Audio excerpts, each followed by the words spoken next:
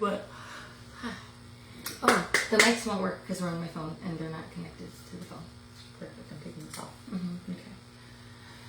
Okay, here we go. It's weird not to be able to see us. We have been having technical difficulties for the past 20 minutes, so here we finally are. We went live 3 times already, and this is 4th time's the charm, so we're doing this. We've got this, and also, let's do this. Let's do this. We're ready. Cheers, you guys.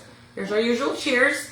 So it's been almost a month since we have gone live. So we've had 2 pre-recorded podcasts. So we have lots to talk about. So a lot of new stuff going on, a lot of fun happenings. So I guess I'll start with my stuff. So new gym. I'm starting at a new gym for my classes. I'm very excited. I start at Family Fitness, which is on Dorr Street. It's 5357 Monroe. Almost at Monroe Street. Oh God. Dorr Street, and it is called Family Fitness. So I'm going to be having classes starting Sunday there. Full body strength training. We're going to have some fun. So I'll have classes there from now on, starting off a couple days a week, and I'll slowly add in more classes. So I'm hoping to see a lot of familiar faces once I'm there. I would love to see you all, and I would also love to see some new faces. So if you want to come, first class is free. Just come check it out.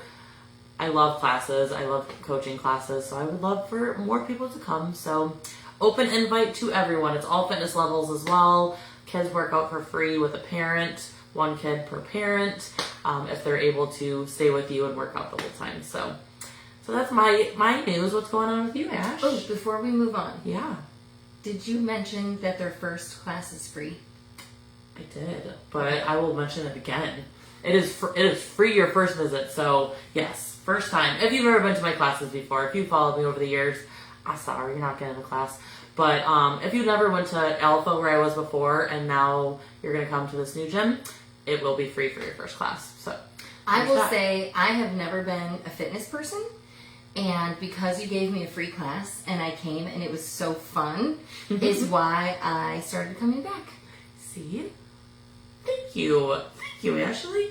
No, and I really do try to make classes really fun. I put a lot of thought into my programming and into my my workouts. So it's very, very, very, very highly planned out and strategically planned. So I would love to see you all. Looking forward to Sunday, 7 a.m. and 8:30 are my classes. Feel free to message me if you have any other questions too. So, what is your favorite thing about the new gym? Oh, my favorite thing is I have more space there now. So where I was previously, it was getting pretty small, the turf area where I was teaching classes. I comfortably could fit like 10 to 12 people. It was getting really crowded because I can only use half the turf. So now I have this open space and so much new equipment. So like stuff that like just to make classes more fun and everything, like it will be really just a good change up for me and, you know, for everybody there. And I love to change up my workouts while still using the basics when it comes to training, obviously. But just having tires again, I'm really excited for tires. They have sleds, lots and lots of BOSU balls, so I can make everyone have a BOSU ball. It'll be so fun. A lot of dumbbells up to 100 pounds, so a lot of equipment to use, a little bit of a change up, which I think is necessary. So it'll be a good change. And the speaker's so loud there that I can just blast some music. So if you like hip hop music, this is the place to be. Old school, baby. I like some new stuff too, but I do a lot of 1990s, 2000s hip hop and rap. So I'm excited to have everyone though, and I'm hoping to see a lot of people there Sunday. So please come and have some fun on Sunday. But what's new with you, Ash? What's going on? The newest thing in my world is that I became a criminal this week. That is very exciting. It is. So tell me more. So I took my friend out to dinner for her birthday, and our plan was to go to a sunflower field and then go to dinner and then go find music. Mm-hmm. Now, I looked into the sunflower field and I checked on Google, and it said they're open Tuesdays until 6. We were on like a tight timeline because she didn't get here till like 5:05. Mm-hmm. But I'm like, it's 20 minutes away. We can get there. We'll have a good half hour. Like, we're good to go. So we got there, and they had a big sign out front that said closed today. And it was like, she had reached out and said, hey, you know, I really want to go to a sunflower field, and I've asked a few friends, no one can go. Like, do you think we can go anyway since we're already going? And I'm like, I've always wanted to go to a sunflower field. Like, let's go, sure. I've never been to one. Absolutely. So it was like a big thing for us. This was like a part of our night. So she's like, that's okay. We can still like take pictures in front of the sunflowers, because it kind of like they like, that's not, I was going to say trim. They don't trim the road, but they like go alongside of the road. Yeah. So we got some pictures like standing in front, and it's fine. But you could see that like back there were like really tall ones, like taller than us. And she's like, we could just like, there's a path, we could just get in there and take some pictures. And I'm like, oh, there's a path? Okay, cool. I'm thinking like there's a place that we can go. Nope. She lifts like the rope that's like keeping you out of the field. She lifts it and climbs underneath and is like, let's go. And I'm like, are we sneaking into the sunflower field? She's like, well, yeah, nobody's around, nobody cares. Yeah. And I'm like, okay. Hell yeah. I guess nobody cares. And we took pictures in there. And nobody cared. And we didn't like take any sunflowers. We didn't damage anything. But we did get some pictures. And as you're like arrested tomorrow, we saw your podcast. We're here to arrest you. You'll notice I didn't mention which sunflower place it was. Although you could deduce which one if they're watching and they're like, we were closed Tuesday. What's she talking about? Tuesday was definitely not the day we went. See? So nope. So it wasn't my first time being a criminal, but it was my first time recently being a criminal. So I don't think that's not that bad, but no, it's pretty exciting, you know? Yeah. Keep it exciting in life. What's next, my little lady? So we're gonna do talking about losing friendships, especially into our 30s, 40s. I have a lot of thoughts on this, and do you want me to start? Go for it. So losing friendships, I feel like as we get older, I think over the years, you know, I think so many of us have, you know, friends that kind of fit that time of our lives. And yes, we have some lifelong friends sometimes, and friendships that, you know, we come across in our, you know, older life, our later years in life. But for the most part, you know, friends that you grew up with, friends in your 20s, a lot of times you start to grow and you kind of evolve, and sometimes those friends kind of just go away, you know, and it's not that anything bad happened. It's not that, you know, you didn't have a good friendship. Sometimes you just grow apart, you know, and sometimes that comes with growth. Sometimes that means like, you know, I think a lot of times in my situation in life, I think a lot of times people are uncomfortable with growth and trying to evolve and become a better person, and that does make people uncomfortable sometimes. They want you to kind of stay where you're at in life, and I know a lot of people are like that. So it's hard though, and it's hard to let go of those friendships that, you know, meant a lot to you.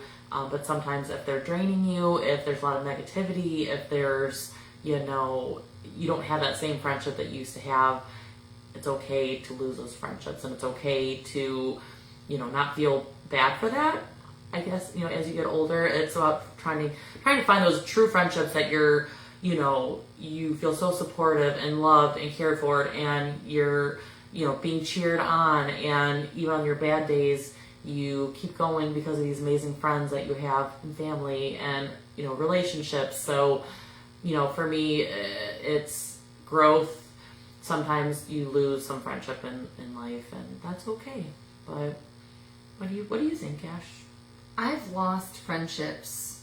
Sometimes I didn't really know why I lost them, but there have been friendships that I've allowed to fizzle out intentionally.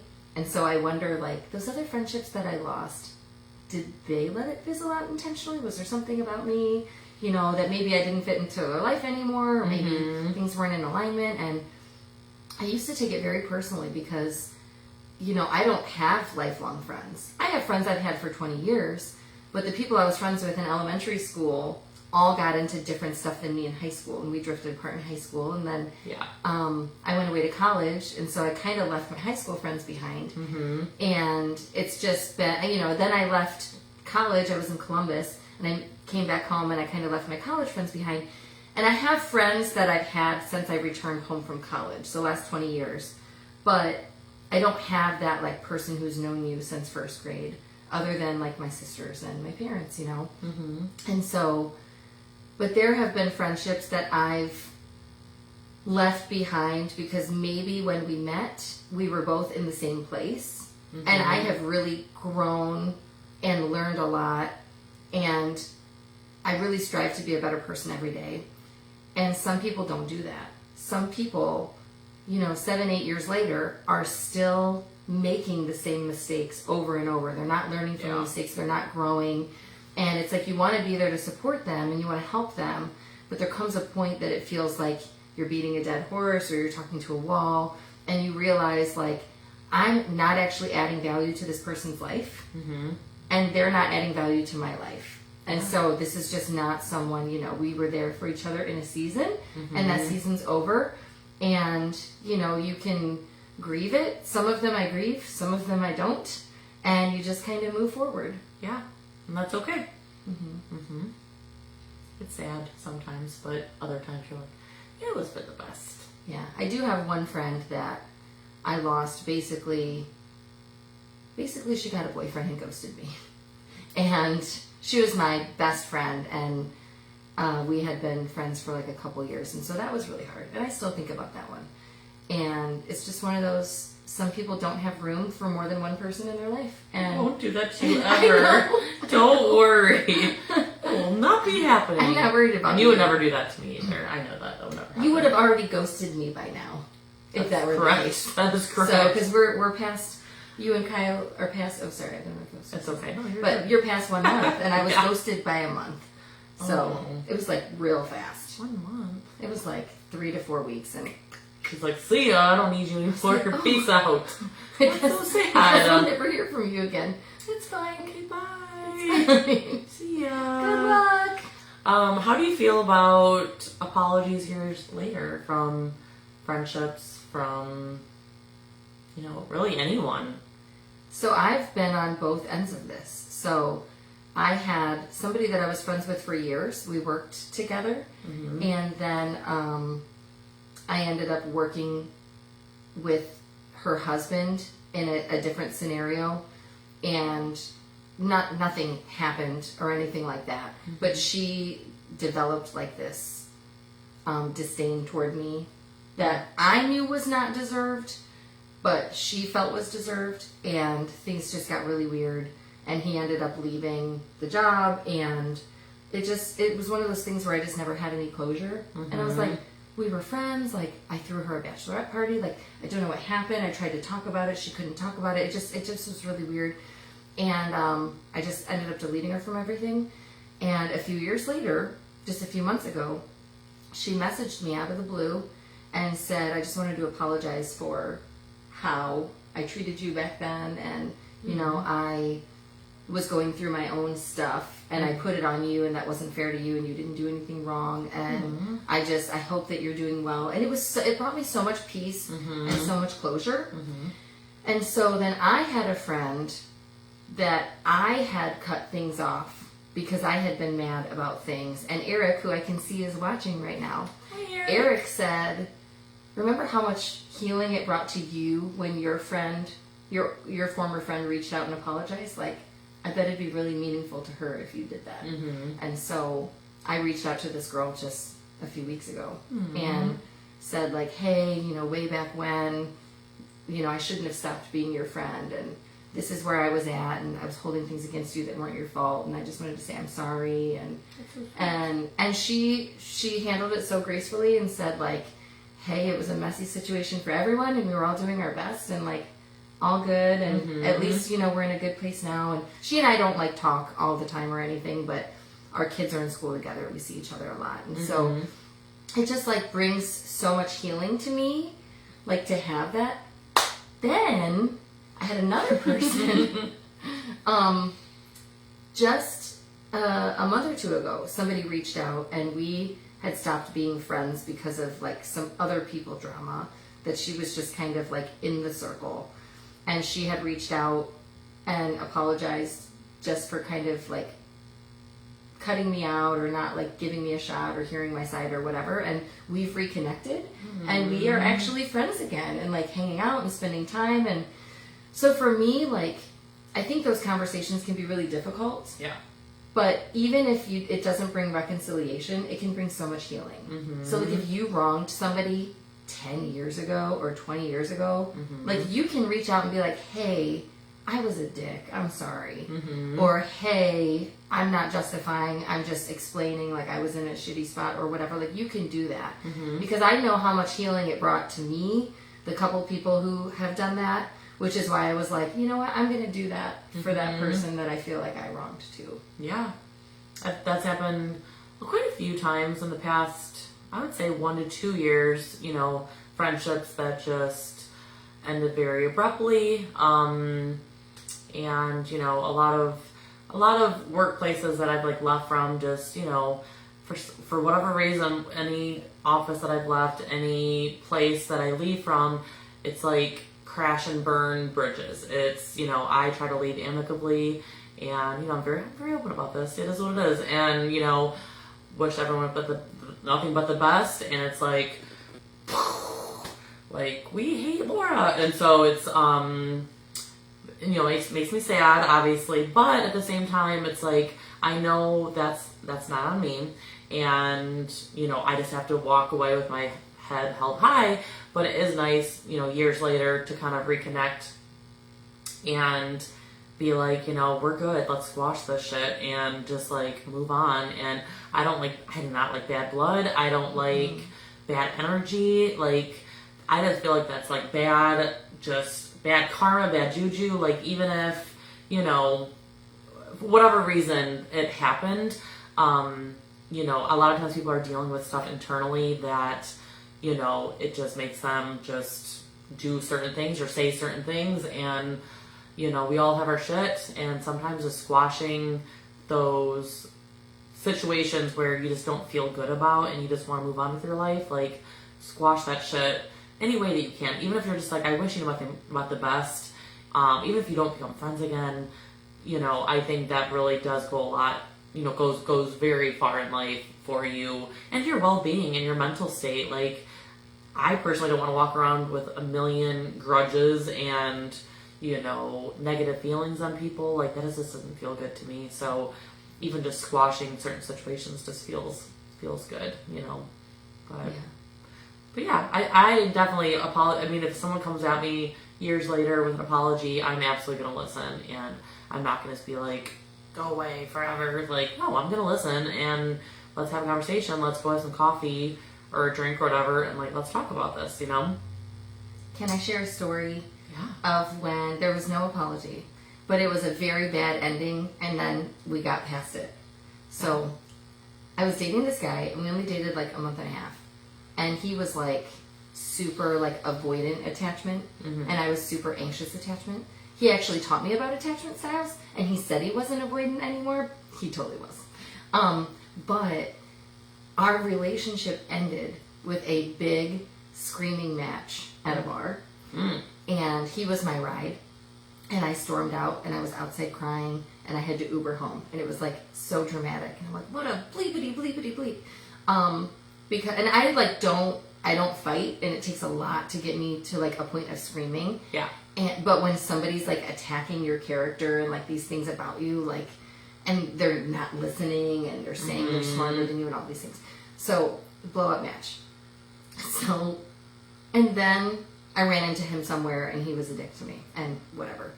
But then it was like months later, I ran into him at the same bar, and he's like, this bar, good times, right? And we just laughed about it, and we just moved on. Yeah. And now when I see him, I give him a hug. We know we're not a good match, and it's fine. Yeah. But it's one of these, like, it was so dramatic when it happened, and anybody who wants to date this guy, I'm like, I don't know about that. Like, maybe he's great for somebody else. He was not great for me. Yeah. But it's just one of those, like, he turned it into a joke, and it was like, okay, it was pretty dramatic, wasn't it? And we just joke about it and move on. Good. You know? Yeah. That's the thing. Like, shit happens, and you can... I don't need another person to be in public and be like, oh, I gotta get out of here. No. I got enough of those already. I hate that so much. I have them everywhere. It's fine. I don't have them everywhere. There's just like one everywhere. Yeah, it's okay. It happens, you know. It does. What are we talking about next? I like this one. Yeah. You want to start? Sure. So we want to talk next about not chasing people to prove your worth. So I think that sometimes we get in situations where we want somebody to think really highly of us and they're not really showing as much interest as we are. And so we just start chasing and chasing and chasing because we're like, if I just keep being in their face, they're going to want to pay attention to me. They're going to see how amazing I am. They're going to see my worth and my value and what I bring to the table and all those things. But they don't because they're not emotionally available. And when someone shows that they're not emotionally available or they're not like able to show up, it's not our job to prove our worth. It's our job to recognize our worth. Yeah. And say, this person is not ready for someone like me. Yeah. And move on. Absolutely. And sometimes that means just not texting anymore. Mm-hmm. Not double texting or not getting closure. Because I know for me, I really like closure. Like, hey, like, are you not interested? Like, because if not, just say, like, years ago, I'd be like, if you're not interested, you can just say that. Absolutely. It's like, they're already saying that with their actions. You don't have to by say not that. pursuing you. I don't need the closure. Wish them well and move on. I had gone out with someone earlier this year, and this has never happened to me before. That they didn't feel the same way. Idiot. It was interesting, and I had it was a great first date, and a lot of energy, like good vibes. It was great, and then and then the next day it was like, not even the next day, a couple days later, it was like, oh, like that was like, okay, but like maybe we should give it a second chance. And I'm like, second chance? Like, oh, you want to give it a shot? You want to try to give it a second chance? Like, that means the first date wasn't good. So then I said, I'm going to be 100% honest with you. I don't want someone that, just thinks it's okay and like, maybe let's give you another shot. Like, I'm good. Like, if I give you a date and you're not about that life, like, we're good. Move on. Wish you nothing but the best, but if it's not there, it's not there. If it's not there, it's not there. And so he, wanted to go on a second date, and I was like, I'm sorry, like, it's not going to happen.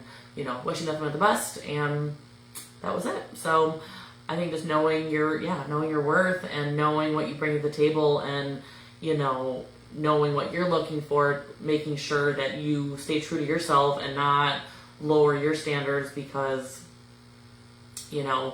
oh, I guess I could be okay with that, or I'm okay with that, but like, are you? If you're not, like, no, move on. It's okay. Your your person is out there, and I truly do believe that. Me too. Your person's out there. Thank you. Well, I have a story to share that happened so recently. Mm-hmm. Just a week and a half ago, after a gig, I was sitting there at the bar, like waiting to cash out my tab. And this guy was like, oh my gosh, I love your hair. I'm like, I love hair compliments, especially from a guy. And I turn over and it's this like tall, muscular man with like long, like wavy hair, like longer than mine. And I'm like, look at your hair. And so we just like strike up this conversation. There's like this great connection, and found out like he's from Texas and he's traveling for work and he's here through the end of the year and he has a 3-year-old daughter and he's divorced. And I mean, quickly figured out, like, learned a lot in a short amount of time. And I ended it saying like, well, I have to go, but like, I would love to talk more. Like, here's my card if you ever want to come see our band, because my band had been playing. Or my number's on there if you want to ever talk, right? And he texted me that night, which is usually a sign this guy is interested and available, because he didn't play a game, he didn't wait 2 or 3 days, which is, I hate when men do that, by the way. Same. Yeah, I gotta stand out. No, you just seem like a dick. Side note. Anyways, so he immediately is like, it was so great meeting you. I can't wait to hang out soon. And I'm like, bet, right? Yeah. Tuesday's my only free night this week. Let's do it. Yeah. So we talked all night, and then I didn't hear from him the entire next day. and I checked in to be like, hey, did you think about what we're going to do tomorrow? And he didn't reply. So the next day, I'm like, are you okay? Which I used to never double text, but after I refused to double text that one guy and then he got in a car accident and he was in the hospital, I always do one, are you okay now? Yeah. Because you just never know. And he said, oh yeah, I just work. It was a long day. You know, I'm not going to be able to make tonight work. I was going to text you later. He was going to wait until later in the day to text me to cancel, which is real shitty. Which is what it is, whatever. So then we talked into the next day. Or no, that night, since I was home alone with no plans, I made myself a delicious dinner. And I'm like, I texted him, you want to see what I made for dinner? And I sent him my steak and my asparagus, and I made chocolate covered strawberries for dessert, and I did like a caprese salad. And he was like, wow, I had like rice and beans or like something stupid. And it was whatever. And we were like chatting, and I said, so what exactly are you looking for in talking with me? And he never responded. And I'm like, Run. here I am realizing I'm sending him my food to show that I'm a good cook, to prove my worth. And I didn't realize that's what I'm doing. I just like sharing my food with people. Yeah. But I'm realizing like, oh, he's not talking. I got to get the conversation going. So I can look back and go, oh, I'm trying to prove my worth to a man who's not emotionally available. Yeah. It's like you have a connection in person, so you think this is a person who's going to show up. Not necessarily. No. Doesn't matter if you have a connection on a dating app, No. or you meet in person, or like they text you for a few days straight and then all of a sudden it falls off. Like, if they're not available, they're not available, and you got to just let it go. Absolutely. So I archived the message and I deleted his contact. Good. So You're worth way more than that. I am. F that bullshit. Yeah, I will say, I currently have a boyfriend, and he's an amazing, amazing person, and just a gem of a human, but in talking with him, you know, I've never had someone that, like, was, like, you know, all in from the beginning. Like, no hesitation, like, you're amazing, you are the full package, like, whatever, and it's very foreign to me to, like, have that, like, energy, like, it's matching my energy. I've never had that before. So it's really refreshing, though, and it's refreshing to be able to show up, you know, messy me, crazy, you know, just, I'll say my gremlin self. It's my gremlin self. I look 98% of the time, I look like a effing gremlin, okay? It is what it is. It's not negative self-talk. It's a fact, okay? My hair's up in a bun. I have no makeup on. That's what I look like every day. I train people all day. Just looks like a normal human. A normal, beautiful human with less makeup. So when I do my hair and makeup, I'm like, wow, I can look like this. That's cool. But anywho, so it's so refreshing for someone to just be like, just, there's no hesitation. There's no second guessing, you know. So I think everyone deserves that in life. And if you don't have that, you know, you deserve it. And not saying that to break up with anyone that you don't have that with, but it's like having that conversation of like, you know, just feeling really just happy. I am totally telling you to break up with a person who does not bring this energy. A person who does the bare minimum I know. and makes you put in all the effort, dump that. F that. B Bullshit. I'm just or saying, like, D. marriage and stuff. They probably should go to some counseling and stuff. I'm just fair, saying that. Fair point. Okay, that's But valid. That is valid. the minute before when I was dating and that, that was... If you're one or Instant. 2 dates in and you see that you're putting in all the effort and they are not showing up, just get rid of it now.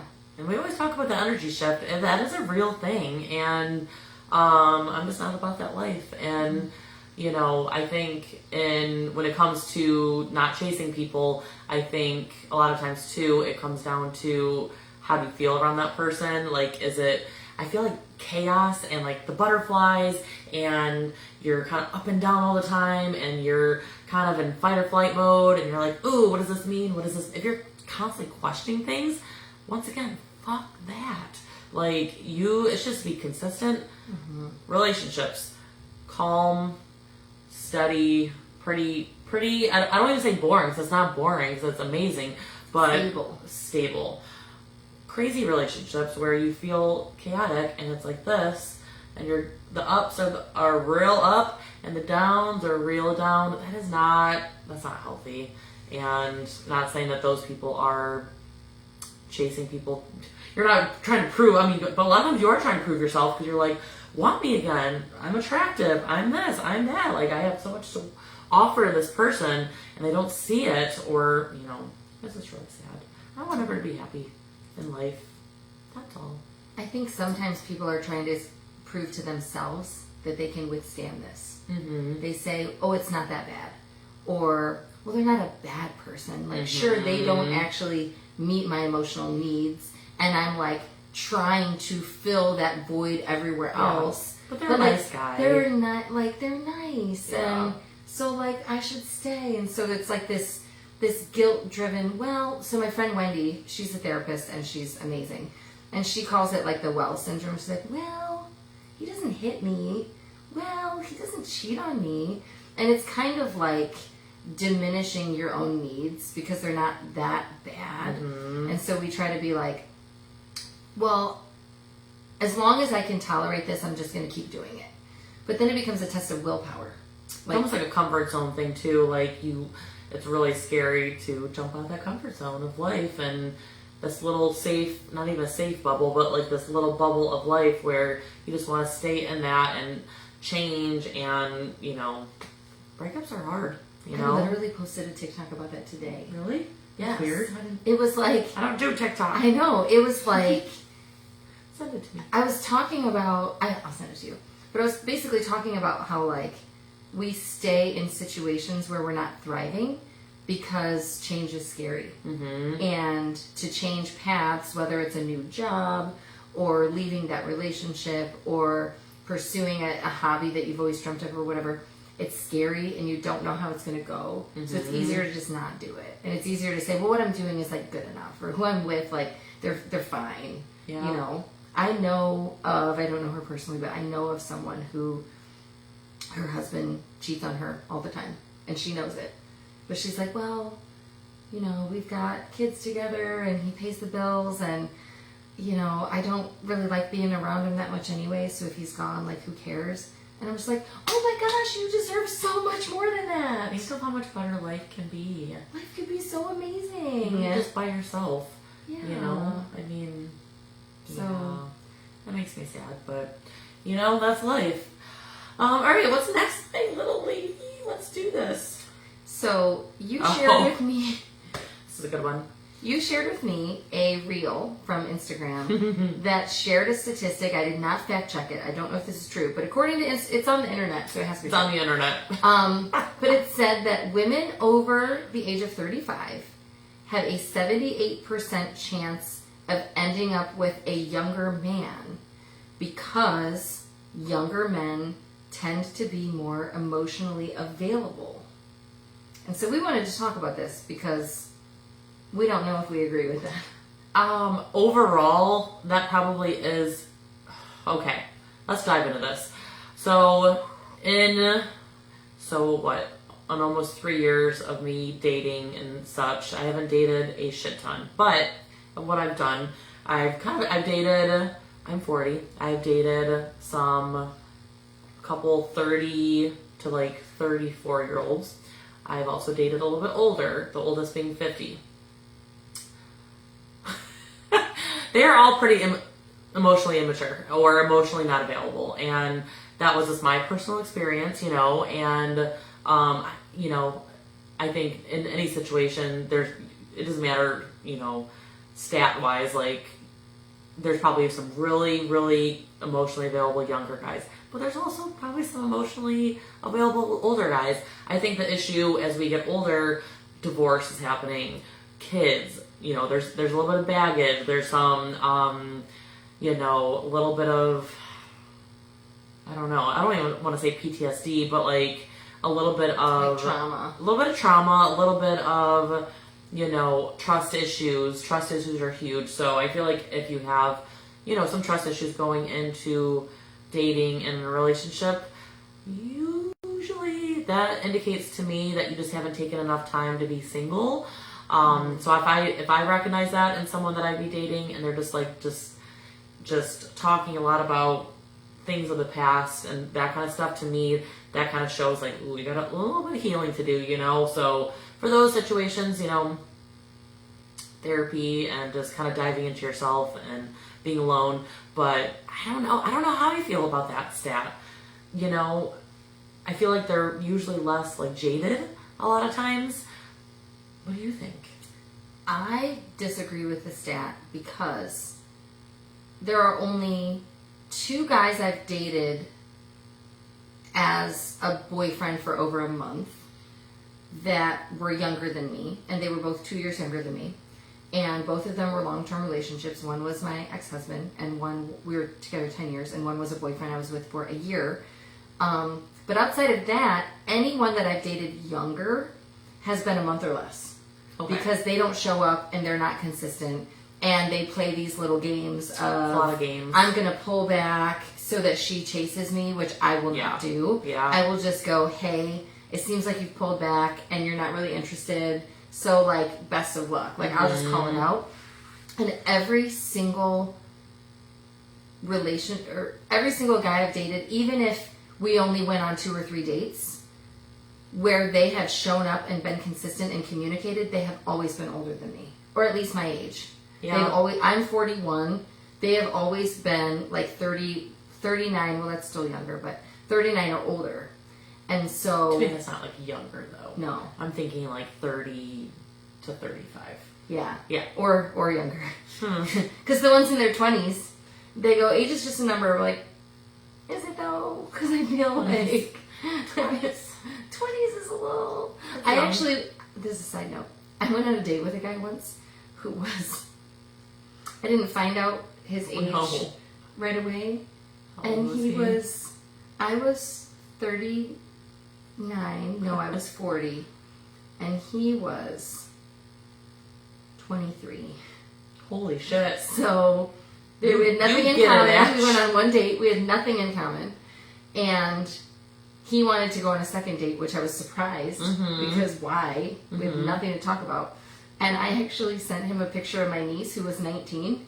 And I was like, this is my niece. She looks just like me. I mean, the same personality. Like, you guys would totally hit it up. Yeah. And he was like, no, thanks. I like older women. I was like, well, I like older men, so this is not going to work out. And I think, too, the thing with younger guys, a lot of times, with trying to approach older women, I don't know if it's like a mommy thing or, like, they just want to be, like, taken care of or whatever.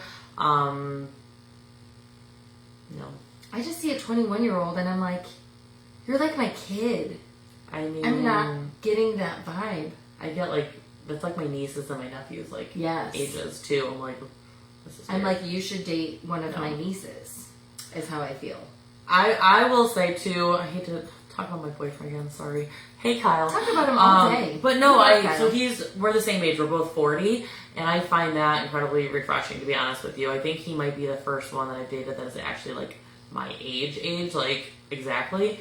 And I think we can talk about old, like, stuff when we were growing up, and, like, we understand, like, it's not like, oh, what are you talking about, or movies, or cartoons, or, whatever, video games. It's like, oh, yeah, I love that, I remember that. So it's more of, like, we're on the same page in life of, I don't know, just life lessons and the things that we've gone through, and not saying that younger is bad, not saying that older is bad. My personal preference is the same age has been very, very nice. So that's where I'm at with that. I don't really I don't know. I can go like 2 to 3 years younger, and then I could go maybe up to like 9 to 10 years older. Yeah. I'm open-minded. I would consider dating a wider range. It just doesn't usually pan out. I love on my notes, so I have to share this really quick. I put young boys. I didn't even put younger, like, men. That was what the reel said, though. That's true. The reel called them YBs. That's true. Which stood for young boys. Young boys. That just sounds off limits. Sounds weird. I don't like that. Sounds weird. Anywho. But 21 is a young boy. That is young. Oh my gosh. It's too young. I think dating in general is just very freaking hard, and the dating pool sucks, and everyone out there, if you're dating, gosh, Godspeed to you all, because it's been rough. So, not anymore. Good for you. Woo! You'll get My there. day will come. You'll get maybe. there. You're gonna find your person. I don't know about I that. promise. Yes, you will. It's not a. It's a me issue. It's not true. It's because I don't like anybody. I know, but they also kind of suck. That's fair. I mean, That's fair. you deserve the world, and that's not it. So There's one thing that people do that make the dating world harder, and it is when married people don't wear wedding rings. yeah, Because here's the thing. You think the wedding ring is for your spouse. mm-hmm. You think the wedding ring is to show a commitment to your spouse. And maybe it is. But the single people out here, if we are like at the bar and we see a good looking person, or we are striking up a conversation at the bar and it seems like our personalities might click, that's the first thing we look at. We go, do they have a ring? Because if they have a ring, we're immediately like, okay, this is not going to go like that direction. If they don't have a ring, it's like, oh, like who's to say? Now they could still have a girlfriend or boyfriend or whatever. Yeah. Or they could be gay or like there's whatever. But we look for a ring to know if you are off limits. And there have been times that I have started like striking up a conversation with a guy or I'm like standing next to a guy and we keep like talking and whatever and he walks away and I make a comment to one of his friends like, hey, your buddy, so-and-so. And he goes, oh, he's married. I'm like, what do you mean he's married? He's not wearing a wedding ring. And he's like, well, he's married. And so, like, if you are married, wear a ring. It's not for your spouse. It's for us single people. I'm sure that men probably do the same thing as if they see a pretty girl or they strike up a conversation with somebody who seems really nice. They probably look for a ring too. And so, if you're married, just put a ring on. It's not hard. Yeah, ring pop. It could be a ring pop. Ring pop. You can eat it. It could be a little tattoo ring. People do that. Just, I hope you don't get. I know people who got tattoo rings and they got the worst. Oh, ring that. That's okay. Then you just get it. Yeah, Just get right. a little. Just get put on your hand. Just get a put on full your sleeve hands. from there. Like Put- just going all the way up. Then Put at that point. I'm single in a tattoo, and then put that, and then like put an X over it. I mean, I don't care what you do. Yeah, Get the it's tattoo easy. removed. Oh, yeah. Get a gold band that says single across the top, available, like whatever. I bet they make those out there. I mean, you can custom make anything these days. Yeah, that's true. Let's talk about children now. Parenting. Not all this stuff. It has to be single talk, obviously. So, or dating stuff. I'm not single. How many times am I going to say that? God, that's so annoying. Okay. I love it. Thank you. I'm excited for you. Thank you. How to add fun in everyday life with our kiddos. What do we like to do? So Ash, share your pizza night. I love that. So, there's a few different things. So, I have shared parenting with my kids. So, I have them Mondays and Wednesdays and every other weekend. And then Max has them Tuesdays and Thursdays and every other weekend. And so, I try to make the nights that they're with me fun. I know growing up, like, all I really remember is, like, watching TV with my family. Like, I don't remember going and doing a lot. And part of that is, like, we didn't have a lot of money. My dad worked 3 jobs. My mom was a stay-at-home mom, and she babysat and whatever. But I just remember kind of watching TV with my family. And I just want to create memories with my kids other than we just come home and we just watch TV. And especially since me and my kids all kind of watch different shows, although Noella is starting to watch some of my shows. She watched The Office, and now she's watching Schitt's Creek, which are my 2 favorite shows. Anyways, so I try to, if we have a night with no obligations, I try to do something special. So there was one night I didn't have anything planned for dinner. I'm like, let's make homemade pizzas. So I went and I bought like the pre-made, or not the pre-made dough. You just add water and you mix it. And they each got to make their own dough. And she just did like a circle. And then my son did a heart. And then they get to put whatever toppings that they want on it, and they make their own. And then I did like a protein crust, and then we all wore little aprons and decorated our own pizzas, and then cooked them, and then ate them together and took pictures. And it's like I love that. How can we romanticize our lives? Mm-hmm. How can we make just a boring dinner more fun? Yeah. And it's like, well, we can make it a whole thing. I love that. We do a lot of game nights at our house, so we, always make dinner, we'll do all that. I try to do like a fun dessert after dinner every night and, surprise Olivia. But then we always will get out a game, before bed. We'll snuggle on the couch with our blankets, and she's been very into Trouble lately, so we, put that in the middle of us, and we just play Uno, we play Sorry, just all those fun, quick little games, just to add in some fun, add in some, like, consistent little routines that we have, and just like, it's game time. And then, like, Friday nights is our, like, sleepover night that I call it, and, she sleeps in my bed, we watch a movie in bed, we snuggle, and that's just, like, I don't know, those little times are just so special to me, and I'll give her a yes day every once in a while. It's not very often, but I'll say, okay, we can have a yes day, but we're not spending, like, thousands of dollars. Like, you can spend, this amount of money. We can pick where you want to go, what you want to do, and, we will have a day, here and there of just, like, what she wants to do. And it's usually go to the park and play, or go to the zoo, or, whatever. It doesn't even matter where we want to go, but it's just our special little time. It's cool. I love it. In library, we do library a lot too, just to, like, go and pick out books, and we play games there, and that's always really special too, because it's like our little weekly library date that we have, and she loves reading, so I love that. And I'm very happy that she's reading, so it's cool. Yeah. So I had a date with my daughter this week. My son just started football, and he is doing excellent, but it's like 4 nights a week. Ugh. And so it's like, it could be I drop him off at practice, and then we're just home, and she's just in her room on her phone, and I'm just cleaning. Like, that happens sometimes.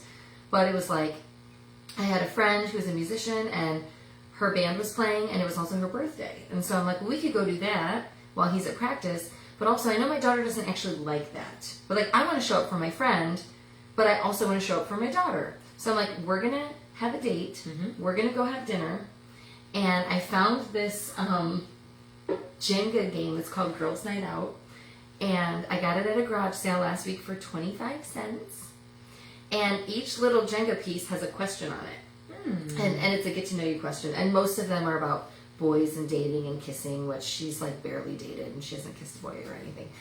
So some of the questions were just me having to answer, which was embarrassing. She's like, Mom, I'm learning so much about you. She's like, I'm like, well, you obviously can't answer that question. She's like, you can answer it. And I'm like, do I want to? I don't want to answer this question. Ooh. But there were some things like who would play you in the movie version of your life. And I don't know. There were just a couple like I love that. But it was like each time you pull out a piece, you ask the question, and then you set it on top, and then it collapses and whatever. And it was really fun. And it was like, this is a way to help her enjoy doing something that I want to do to support my friend. Mm-hmm. It's a way to introduce her to music. And she doesn't really care to go see live music the way that I do, but she loves singing. And she heard my friend singing and was like, she's really good. I'm like, she is really good. And then I got to introduce them. And so it's kind of the best of both worlds. Like, how can I do the things I want to show up for my friends when I have my kids? Yeah. But how can I also prioritize my relationship with my kids and not just drag them to do what I want to do? Yeah. Absolutely. So. Let's go to fitness tip of the week. Oh, yes. So this week we are talking about tracking our food. So I get a lot of questions, especially with my clients, of do I need to track all my food? Do I not need to track everything? I think especially I work with a lot of busy working mamas. That's my jam. That's my forte. When it comes to working women, in general, or not even working, it doesn't even matter. Working, stay-at-home moms, any women in general, and men. When it comes to tracking, if you have specific goals, if you're going to be in a freaking, powerlifting competition, if you're doing strongman, if you're going to do a bikini competition, obviously you're going to be tracking your food. You have to. You have specific goals. You have to make sure that you are being pretty darn perfect when it comes to your diet. That is a different story. When it comes to everyday life, everyday women, everyday goals when it comes to our bodies, you don't have to track every single thing. The biggest thing that adds up very quickly when it comes to calories is sauces. That's kind of hidden. A lot of calories, a lot of fat is hidden in sauces. So the biggest thing that I tell my clients is, if you don't want to track your food, yes, let's talk about macros. Let's give you a calorie goal. Yes, let's give you a protein goal. But at the same time, you don't have to track everything. You can look at your food. I always say, look at each meal that you're doing. If your, goal is 150 grams of protein a day, let's look at each meal that you're having. Let's try to get 40 to 50 grams of protein in each meal. And by the end of the day, you're easily hitting that 150 grams of protein. So you don't necessarily have to track, but if you know what you're eating and you're like, okay, this is 50 grams, I'm good. Next meal, I got 40 grams. Like, you're gonna do okay. And I know, Ashley, let's talk about kind of your plate and kind of how you eat. Yeah, so my friend Ricky suggested this to me. He saw another fitness coach post it. And it basically said, if you just take your plate and you make half of it vegetables every single meal, and then the other half is either all lean protein or mostly lean protein and then a little bit of carbs, you don't have to track anything. If you're just eating straight up tons of vegetables and lean protein and then a little bit of carbs, like, you're going to be good. Yeah. And so I started doing that without tracking anything. And I mean, even breakfast, I'm used to eating a breakfast sandwich. I'm like, well, now I have to have half my plate be vegetables. So then I'm taking a sweet potato and I'm shredding it up and I'm dicing it. And it was like more work for me. I guess I could have just used frozen hash browns. But it's like when you're filling up half of your meal with veggies, you're just going to feel so much better. And so even without looking at a scale or anything, like, my bloating went way down and I just generally felt better because I started eating so many more veggies. Yeah. And then you're like, well, I'm not going to eat pizza because pizza doesn't fall into my, thing. And that's not to say I can never have pizza, but when I'm in the mindset of this is what my plate's going to look like, there's not really room for pizza. So I'm like, okay, well, what I can do is I can do a pizza where I use like a cauliflower crust because that's a vegetable. Or I've made a eggplant pizza. So I like the cauliflower crust better, but it's like you take eggplant and then you put the whatever. And so it's like, how can I get more vegetables into my meal? And then how can I, like you were saying, how can I get more protein? I can put chicken on top. I can put cheese, low-fat cheese, whatever. Yeah. So just thinking of that I'm not tracking food. Yeah. I'm just getting much more healthy food in everything that I'm eating. Absolutely. And if you're making smart choices, for the most part, 80-20 or even 90-10, for the most part, you're going to be feeling pretty good. As long as you're not, snacking every 2 seconds. And, I'm big on eating 3 square meals a day. I don't do a lot of snacking. Everyone's different and what they feel good with and their bodies and everything. But, in order to meet your goals when it comes to training and just in life, you don't necessarily have to track every single morsel of food that you're eating. That's very overwhelming a lot of times for a lot of people, just because we are so busy in life. So there's a lot of easy ways to make it a little bit easier. So if you want to talk more about that, feel free to message me and I can help you a little bit more too. So yeah, if you're doing most of the healthy stuff most of the time, then you can have a couple pieces of pizza. Absolutely. Or some mozzarella sticks from Arby's or wherever or whatever. Absolutely. Because you're being consistent most of the time. I saw a TikTok that said, if you try to be consistent 100% of the time, you will fail 50% of the time. So you'll actually only be consistent 50% of the time. Yeah. But if instead of shooting for all or nothing, 100% good, you shoot for 80%, and then you allow little splurges here and there, you're not going to completely fall off. Correct. You're going to have your little splurge, and you're just going to jump right back on. Correct. I saw something earlier. It was a video, and it said, trying to meet your protein goals. Just a FYI, it was like a 30-piece nugget from Chick-fil-A is 100 grams of protein and like 950 calories or something. And I was like, oh, well, obviously I would need some sauce with that, but you know, and obviously Chick-fil-A's not the healthiest, but in a pinch, give me that 30, give me that 30 pack. I know. Oh, absolutely. I wouldn't though, but you could. Yes. There's actually a lot of healthy choices out there when it comes to fast food, but that's a conversation for another day, you know. We'll get there. We could do an episode where we talk about like fast food hacks. Absolutely. Because let me tell you, she was talking about sauces. Raising Cane's, one little cane sauce, you guys, is 190 calories, and I eat 3. So I get 570 calories just in cane sauce. And I tried to make a healthy version, and I took it with me to Cane's, and it was fine. But I didn't do it again. I think we talk about Cane's every time we're on. I love it so much. Cane's, will you sponsor us? You don't have to pay us money. Just give us free Cane's, please. We'll take all the sauces, actually. Thank you. Yes. Don't listen to this one over here. We'll take Chick-fil-A sauce, too. Yes, we will. Let's be real. Yes, we will. Let's talk about your shows and what's going on around town. So I haven't paid a lot of attention to what's going on around town because I play this weekend, and when I'm playing, I can't go do anything. But I will say this: I do know one thing going on Friday that I cannot go to.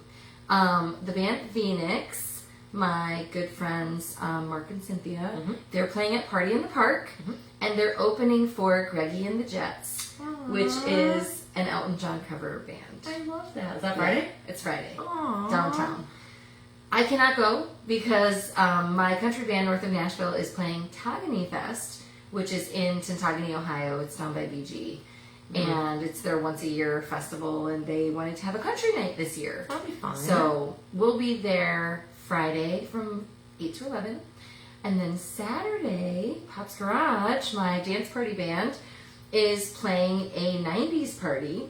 Ooh. And they're having it's obviously 90s theme, and they're going to have costume contests with prizes and everything. It's going to be a big thing. We've incorporated a lot more 90s music into our set. We already have a ton, but we incorporated more. And that's going to be downtown Morenci, Michigan. It's called Morenci Summer Saturday, and we'll be playing from 7 to 11. So come out to either of those. It's going to be a good time. That sounds amazing. I can't go to either of those, but you're going to have a blast. I am going to have a blast. You will have a blast. That's amazing. Yeah. Well, guys, end of our podcast. So we'll be live again in 2 weeks.